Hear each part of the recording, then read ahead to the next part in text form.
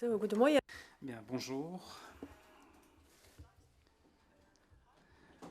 J'ai invité un certain nombre d'experts pour la réunion d'aujourd'hui, de manière à pouvoir vous informer sur toute une série de choses qui sont en cours, pour pouvoir permettre au grand public de bien comprendre ce qu'implique la crise en termes de médecine. Nous avons le corona, mais nous avons également des patients standards, entre guillemets, normaux, qui doivent être accueillis également dans les hôpitaux. Donc il est tout à fait normal que la population comprenne précisément ce qui se passe en cas de problème. Si l'on a un soupçon de coronavirus ou si c'est un autre problème également. J'annonçais hier que nous participions donc au programme Discovery. J'ai donc fait venir un certain nombre d'experts, Dr Romanin, directeur du CHL, donc est partenaire de cette étude pour le Luxembourg, et Dr Thérèse Staub, je n'étais pas sûr du nom, donc du CHL également, donc, et qui commencera par nous donner quelques détails de cette étude qui donneront lieu donc à des questions si vous le souhaitez. Ensuite, nous aurons Pierre Hertz, Dr Pierre Hertz, qui donc, travaille au service de la santé, qui est responsable pour la cellule de crise pour tout le volet des soins primaires, et également pour le nouveau centre de soins avancés donc, que nous sommes en train de mettre en place. Et je vous expliquerai également donc, comment ce centre fonctionne. Vous aurez la possibilité également de poser des questions. Et Christian Oberlé également, président de la CNS et de l'agence e-santé, donc donnera quelques détails concernant les outils de téléconsultation. C'est un nouveau logiciel qui est opérationnel et qui est particulièrement important aujourd'hui, qui va sans doute jouer un rôle particulièrement important dans la pose de diagnostic. Et nous aurons quelques praticiens, donc Dr Stéphanie Aubertin, donc présidente du Cercle de médecins généralistes, Dr Carlo Alborn également, donc vice-président de l'AMD, et ils vous expliqueront ce que cela signifie donc pour vous, patients, par rapport aux relations avec le médecin notamment, comment vous avez la possibilité de pouvoir également trouver réponse à vos questions. Je vous remercie donc pour votre attention et je cède immédiatement la parole donc aux différents spécialistes qui se succéderont à l'estrade.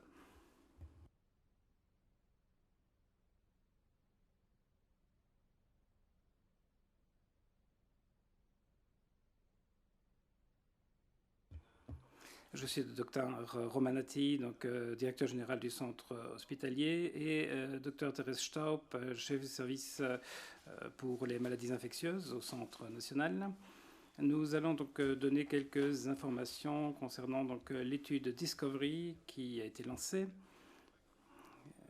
Lors d'une conférence de presse antérieure, nous avions déjà donc indiqué qu'il s'agissait d'une étude en cours d'élaboration. Donc, nous avions un certain nombre de contacts avec les services nationaux, avec la France également, avec un certain nombre d'instituts de recherche également. Nous allions essayer d'inclure aussi le Luxembourg dans cette enquête, dans cette étude. Alors ça fonctionne, c'est une étude européenne qui est en cours de démarrage, donc elle part de l'investigateur principal donc, de la France, de l'INSERM à Lyon. Il s'agit donc, comme je l'ai dit, d'une étude européenne menée par 6 pays, la France bien sûr comme initiateur, le Benelux, l'Angleterre ainsi que l'Espagne. Et comme je l'ai dit, donc, nous sommes également représentés. Donc, c'est une étude en 5 volets, donc grande étude. On va regrouper les études sur tous les médicaments qui pourraient avoir donc, une certaine efficacité sur la maladie. Donc, nous allons les mettre au banc d'essai en quelque sorte, avec différents groupes, donc traitements standards, sans médicaments, et puis des comparatifs de manière à pouvoir vérifier quels sont les médicaments qui ont le plus d'effets sur les patients, et quels sont également donc, les effets de ces médicaments. Nous avons donc des brins thérapeutiques, 4 brins thérapeutiques dans cette étude. C'est une étude qui est en cours, une étude sur une certaine période, de manière à pouvoir voir quels sont donc les meilleurs médicaments et ensuite se concentrer sur le type de médicament qui donne le meilleur résultat. Bon, c'est une étude relativement nouvelle. Nous sommes dans une situation tout à fait nouvelle et sans précédent, où nous voulons fournir donc la meilleure solution thérapeutique aux patients sur la base des meilleurs critères. Voilà donc un petit résumé de la situation. nous allons entrer dans le détail. Vous aurez la possibilité de poser des questions donc, au Dr Staub et à moi-même. Combien de personnes vont participer? Combien de personnes ici au Luxembourg?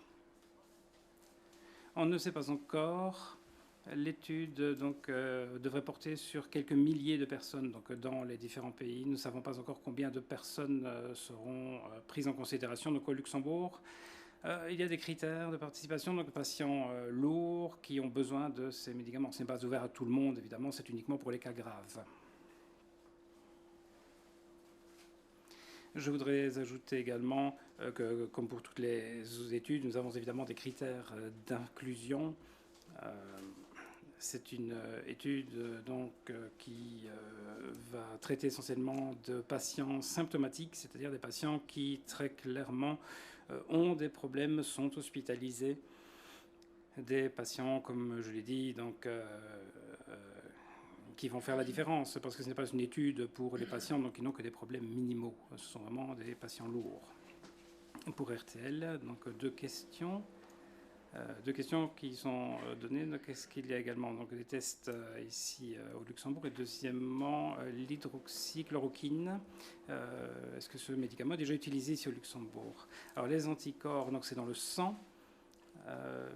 Il y a une étude au LNS où toute une série de personnes qui ont donc, le coronavirus subissent également une analyse du sang, analyse sanguine pour les anticorps, mais nous n'avons pas encore reçu les résultats de cette étude. Et concernant donc la deuxième question que vous avez posée, est-ce que vous pouvez la répéter? Oui, c'était d'accord. Alors pour le moment, donc à l'hôpital, les gens qui sont donc concernés sont traités sans ce médicament. Une autre question, Monsieur Nati. Discovery pour le Luxembourg, c'est une question donc, des communes du Luxembourg. Est-ce que je dois répondre en français ou en luxembourgeois? En luxembourgeois, d'accord. C'est une étude internationale dont les résultats vont être publiés en bloc. Cette étude donc, est menée dans différents pays. Il y a également des analyses intérimes qui sont prévues. Donc, plusieurs milliers de patients sur quelques centaines. Nous allons vérifier, donc, chaque centaine, si vous voulez, va subir donc, un traitement. On va voir ensuite quel est le traitement qui est le meilleur et en fonction de ça, donc, on modifie le tir. Une question donc, de 100,7. Non, du VORT, pardon. Donc, ces 4 médicaments donc, sont-ils testés sur les patients ici au Luxembourg et quand ces tests vont-ils être lancés? Donc, il y a différents brins. Nous avons le remdesivir, donc il s'agit d'un médicament qui en principe est testé sur Ebola, que nous avons du mal à obtenir. Il n'est possible de l'obtenir que par le biais de cette étude. Il n'y a qu'un patient, donc 5 jours d'attente de manière à avoir le médicament. Vous avez ensuite le Caletral, l'opinavir. Vous avez le troisième Caletra-Ritonavir avec interféron. Et le quatrième, hydroxychloroquine. Et le cinquième, pour le moment, donc pas de médicaments. Simplement donc des traitements annexes. Nous ne savons pas encore combien donc, de personnes vont être concernées. C'est une étude randomisée. Ça veut dire que le patient doit marquer son accord et s'il est d'accord, il est attribué donc, à un ou l'autre groupe. Une autre question du Luxembourg-Vort. Combien de personnes ont déjà été guéries? En fait, il y a différents patients donc, qui ont encore donc, le virus, mais qui n'ont plus de symptômes, qui peuvent rester donc, à la maison, en quarantaine. Donc, ils restent 2 semaines à la maison. Nous avons effectué des contrôles également sur une série de patients. Vous avez donc le virus dans le nez. Apparemment, donc, ces personnes vivent tout à fait normalement chez elles. Je vous remercie.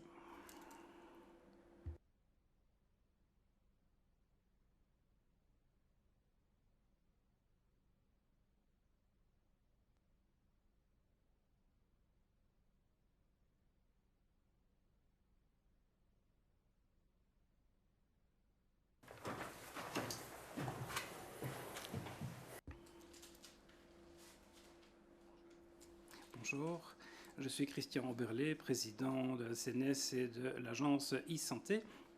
Donc, je voudrais répondre à quelques questions qui concernaient la plateforme qui est opérationnelle depuis aujourd'hui et sur laquelle nous avons bien travaillé. Donc, cette plateforme est mise en place pour la téléconsultation entre les patients donc, et les médecins. Alors, pour nous, il était particulièrement important de mettre en œuvre un produit qui permette donc aux médecins de pouvoir dialoguer avec un patient, non pas par téléphone, mais directement donc par Internet, où vous avez la possibilité donc pour le patient de pouvoir utiliser le système de vidéoconférence, donc et de voir le médecin, que le médecin puisse voir également donc son patient. Pour nous, c'est particulièrement important que les patients donc, fassent appel à cette plateforme parce qu'elle est évidemment sécurisée, spécialement dédiée aux téléconsultations. Donc elle est lancée depuis ce matin. Je suis donc à votre disposition pour les questions. Donc il n'y a pas de questions pour le moment par rapport à cette plateforme. Il y avait une autre question de 100,7 donc sur ces 130 places en soins intensifs. Donc combien peuvent-elles être libérées, combien sont réservées et est-ce qu'il y a également donc des lits supplémentaires disponibles? C'est une question qui ne me concerne pas directement. Pierre Hertz peut peut-être répondre. Il serait été plus approprié de poser la question à M. Nati, s'il est encore dans la salle. Question d'RTL. Comment la consultation, donc téléconsultation, est-elle facturée? Nous avons donc mis en place un tarif, une grille de tarification donc, pour les médecins, pour les sages-femmes également, pour donc toutes les télécommunications. Il est possible d'avoir une télécommunication avec le problème de votre choix, avec le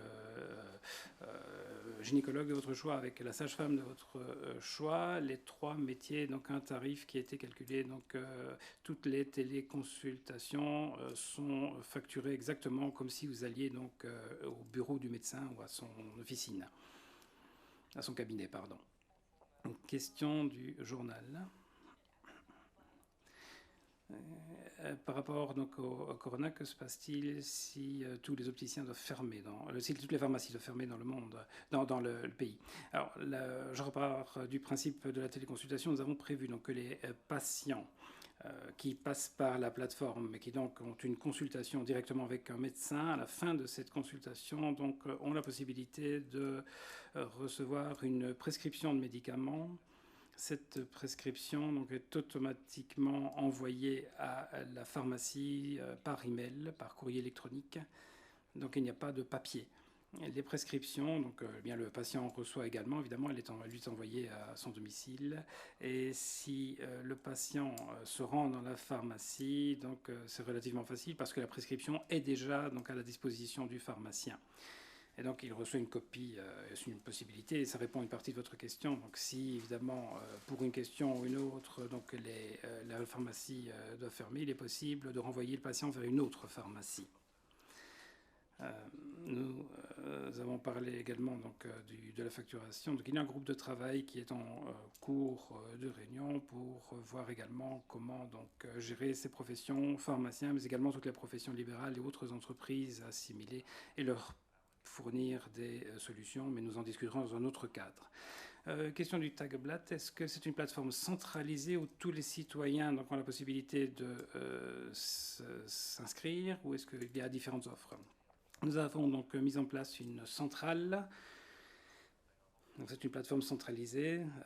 Nous avons également testé donc, la sécurité et nous encourageons les gens à se connecter donc, à cette plateforme. C'est la seule plateforme qui véritablement donc, a été conçue de façon adaptée donc, à la téléconsultation et qui permet de pouvoir envoyer le mémoire d'honoraires aux patients donc de façon sécurisée, d'envoyer éventuellement une incapacité de travail, prescription médicale pour des médicaments ou toute autre prescription de tests en laboratoire. Pour nous, ce qui comptait, c'était de centraliser les choses parce que nous savons que ça fonctionne et nous sommes sûrs que ça fonctionne. C'est évidemment une connexion gratuite, c'est l'agence e-santé donc, qui la met en place, mais nous sommes tout à fait conscients qu'après les consultations, et qu'il y a d'autres consultations, téléconsultations qui sont proposées par Docteur Plus, notamment donc ici au Luxembourg, et Doctena. Nous sommes en train de discuter donc, avec ces deux plateformes pour, si des médecins décident de faire de la téléconsultation par ces deux plateformes, que les documents donc, soient exactement les mêmes et la possibilité d'être envoyés par voie électronique aux patients. Pour nous, ce qui est important, c'est que le patient ne doive pas se déplacer, donc se rendre chez le médecin, que tout se fasse par téléconsultation.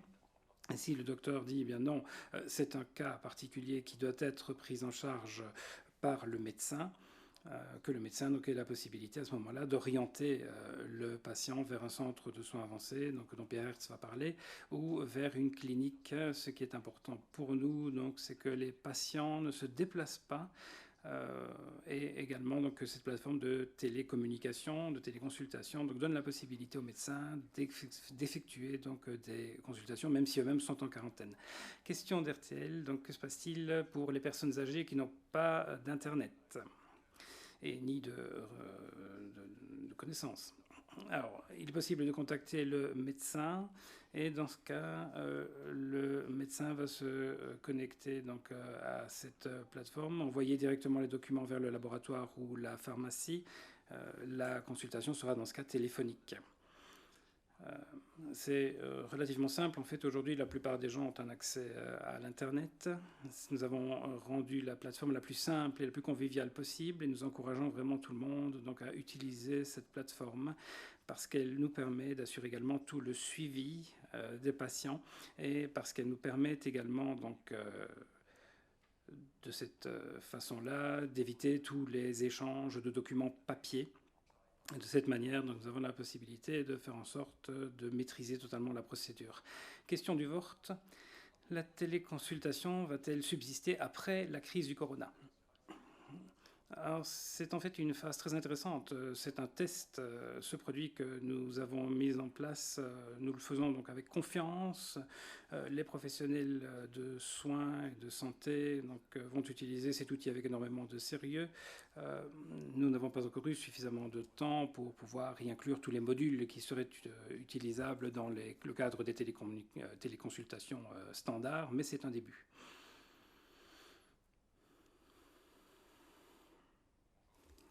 Dr Pierre Hertz, membre de la cellule de crise au ministère de la Santé et en charge de la coordination des soins primaires, pharmacie, laboratoire et des nouveaux centres de soins avancés. L'objectif est de vous présenter ici le fonctionnement des centres de soins avancés ainsi que leur mission. Ils ont été créés afin de répondre dans cette période d'épidémie aux besoins de consultation pour les patients chez lesquels on suspecte une infection au Covid-19, mais également pour les patients qui ont un autre problème de santé, indépendamment d'une question infectieuse au Covid-19. De ce fait, immédiatement, lorsque le patient arrive, il y a une première étape de tri, une étape d'orientation, afin de pouvoir amener le patient dans l'une des deux filières. Une filière protégée pour les patients qui sont potentiellement avec une infection Covid-19 et une filière non protégée pour les patients qui viennent avec un autre problème de santé. Toutefois, il convient de préciser dès à présent que les règles de protection pour les patients sont strictement identiques, quelle que soit la filière dans laquelle ils vont, c'est-à-dire que chaque patient, dès sa présentation au centre de soins avancés, se voit mettre un masque. Le personnel soignant dispose également des mêmes dispositifs de protection, masques, gants et tenues adaptées, quelle que soit la filière dans laquelle il travaille. Dans ces filières, le patient aura tout d'abord une première étape pour la prise d'informations administratives, afin de pouvoir assurer le suivi, tant des résultats que de la continuité de la prise en charge. Ensuite, c'est une infirmière qui va assurer la prise de constantes, que ce soit la température et toutes les autres informations qui seront nécessaires pour le médecin ensuite. Ensuite, c'est un médecin qui verra, dans un box adapté, le patient et qui procédera à l'examen clinique qu'il juge nécessaire avec toutes les règles de sécurité qui sont liées à ce contexte infectieux. Le médecin aura la capacité de rédiger immédiatement un certificat d'incapacité de travail si nécessaire une ordonnance pour la pharmacie si besoin, et également une prescription pour un test en laboratoire pour le dépistage du Covid-19. Le test sera effectué immédiatement après la consultation par le médecin dans la filière. Ensuite, le patient est orienté vers la sortie pour un retour à domicile ou bien pour une prise en charge en ambulance s'il est nécessaire de le transférer à l'hôpital en fonction de son état clinique. La première question vient de l'essentiel. Le journaliste pose la question, d'où vient le personnel qui travaille dans les centres de soins avancés? Les personnels qui travaillent actuellement ont tous répondu à l'appel du gouvernement sur le site GovJobs. Nous avons actuellement, pour le fonctionnement des 3 premiers centres, un peu plus de 75 personnes qui travaillent en continu et en simultané. Ce sont donc des médecins volontaires, des infirmières volontaires, ou encore des personnels des administrations ou des gens qui n'ont aucune connaissance ou aucune compétence dans un travail hospitalier ou dans un cabinet médical. Combien de personnes sont déjà passées dans ces centres de soins avancés jusqu'à présent, dans ceux qui sont déjà ouverts? Alors, les 3 centres ont ouvert en décalé, puisque vous savez que le premier à Luxexpo a ouvert lundi, le deuxième à Esch mardi et le troisième à Ettelbruck mercredi, à chaque fois à 14 h. À la date d'hier soir à 20 h, nous avions eu 279 passages pour une prise en charge en consultation médicale. À l'instant présent, nous venons de dépasser, selon le relevé de 11 h, le nombre de 75 personnes prises en charge depuis ce matin 8 h sur les 3 centres. Une question de RTL. Quels patients peuvent encore être consultés ou peuvent encore consulter leur médecin, ou est-ce que toute personne doit tout de suite passer au centre de soins avancés? Alors nous avons fait le constat avec les médecins que les cabinets n'étaient pas adaptés pour permettre dans un contexte infectieux de réaliser des consultations normales. Dès lors, aujourd'hui, le patient, lorsqu'il a besoin de recourir à une consultation ou à un avis médical, va dans un premier temps et préférentiellement se tourner vers la téléconsultation. Là, c'est le médecin qui, lors de la téléconsultation, va juger en fonction de l'état clinique du patient, de sa situation, de ses facteurs de risque, s'il est nécessaire de l'orienter vers un centre de soins avancé ou bien s'il faut réaliser une visite à domicile. Néanmoins, les patients peuvent également spontanément se présenter dans les centres de soins avancés où ils seront pris en charge de façon tout à fait normale après les étapes d'orientation et ils verront un médecin pour une consultation. Une question du 100.7. Est-ce que les 4 nouveaux scanners dans les hôpitaux fonctionnent déjà? Je n'ai pas d'informations à cette question puisque je ne suis pas en charge de ce groupe de travail.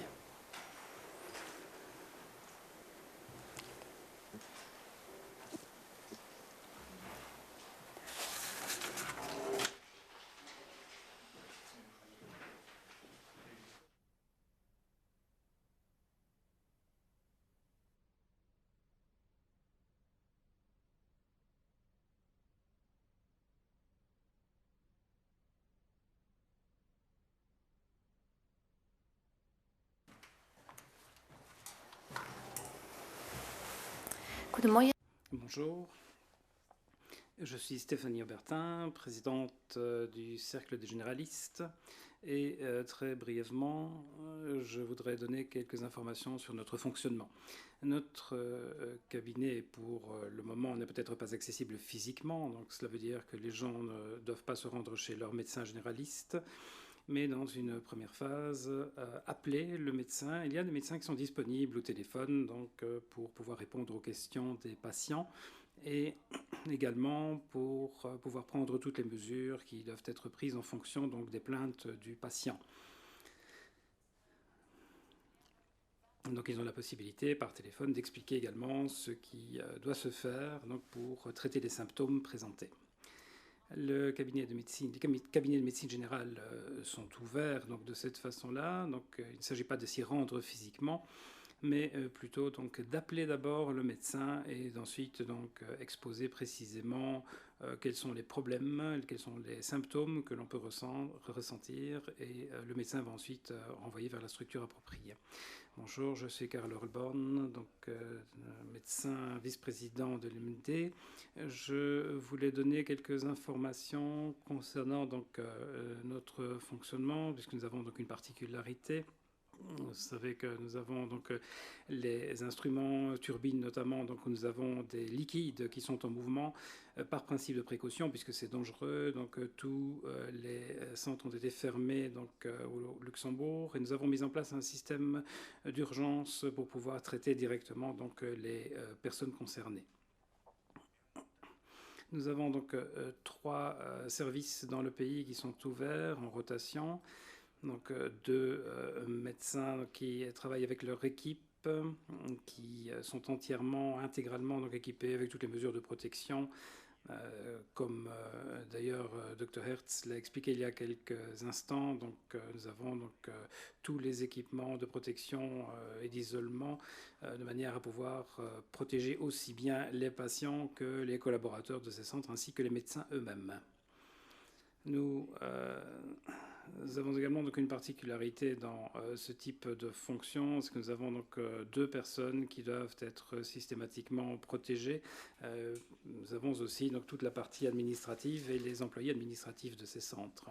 Nous avons donc mis en place un système de rotation, c'est-à-dire que nous avons donc des systèmes d'ouverture et les gens sont guidés dans ces services.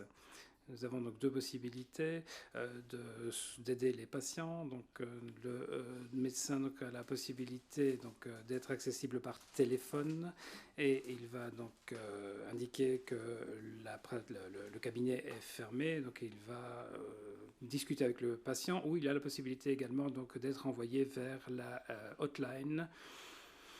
Et c'est la meilleure possibilité sans doute, puisqu'il est possible, comme le président de la CNS l'a dit, donc c'est une plateforme de confiance entre les praticiens et les patients, mais également donc entre les praticiens eux-mêmes. Et cette confiance, donc, elle existe parce que nous sommes des professionnels, et c'est très clair. Et nous avons confiance les uns dans les autres. Nous avons donc ce système qui permet aussi de vérifier quels sont les problèmes particuliers, l'orthodontie par exemple. Et il est possible donc de pouvoir là aussi donc répondre aux questions des patients. Donc le lien ne disparaît pas entre le patient et le praticien, et vice-versa.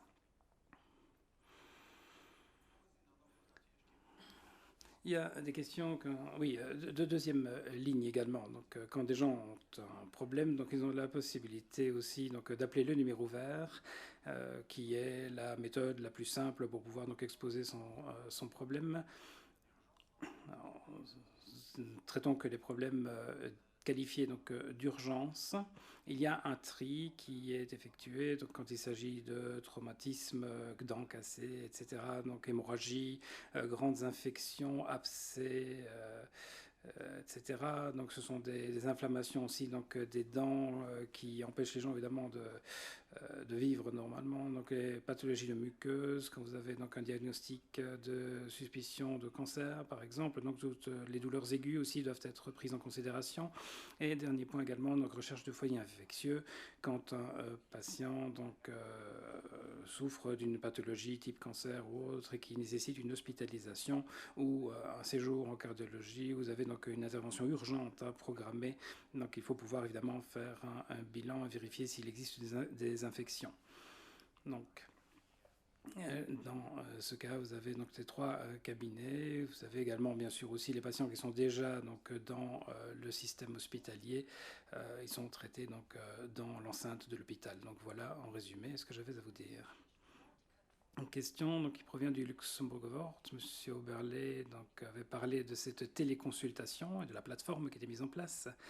Où peut-on la trouver ?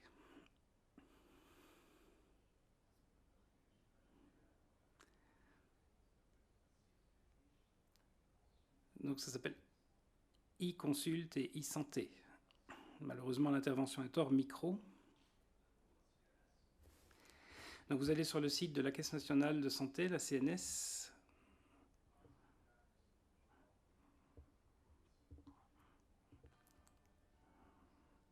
Donc désolé, l'intervention est hors micro, malheureusement.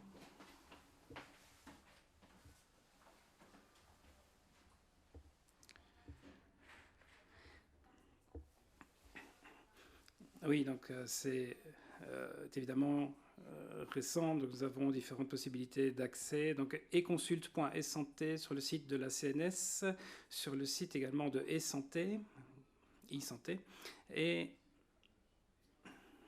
et sur le site des hôpitaux. Et sur le site coronavirus. Une autre question du Tagblatt pour Madame Aubertin. Les récepteurs bleus sont-ils également envoyés donc, vers les pharmacies ou faut-il les prescriptions pour des médicaments plus forts demandant un suivi? Donc, concernant donc, les étiquettes bleues et les étiquettes roses, donc, elles sont toujours disponibles en cabinet et il y a également donc, des prescriptions particulières qui en principe ne peuvent pas être envoyées directement. Donc même M. Oberlé peut peut-être me corriger. Donc il y en a qui peuvent être envoyés. Donc les bleus et les roses en revanche sont sécurisés et donc le patient doit le recevoir en main propre et donc par la pharmacie. Un petit commentaire. Vous avez raison, donc tout doit effectivement être sécurisé.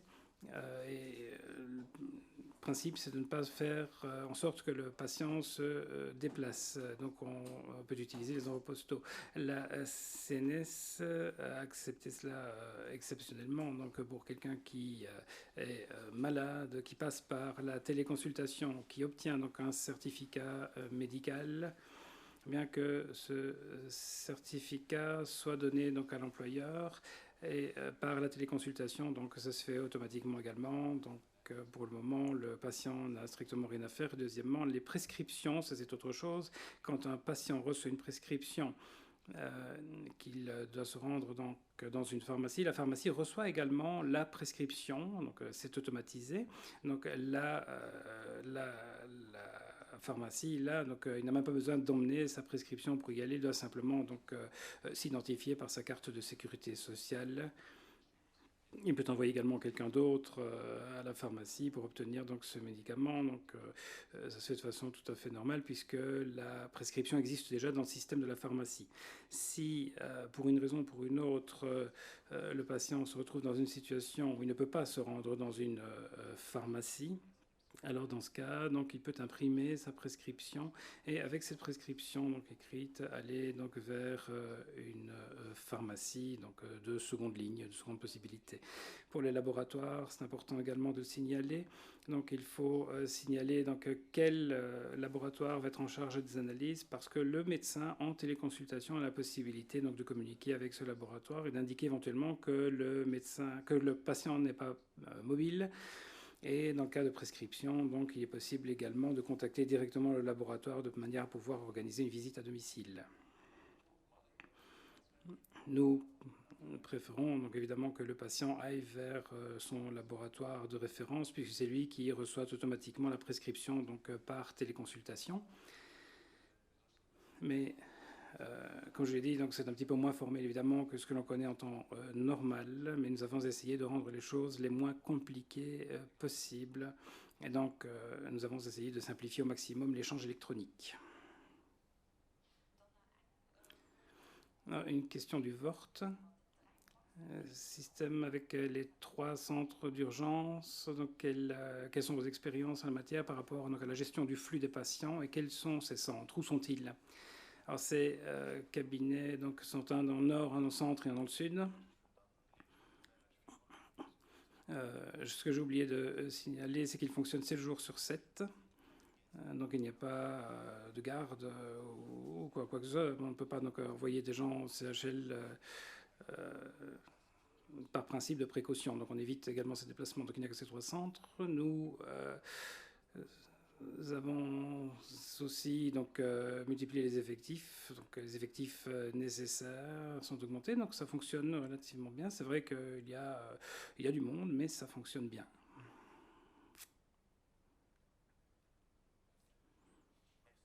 Merci.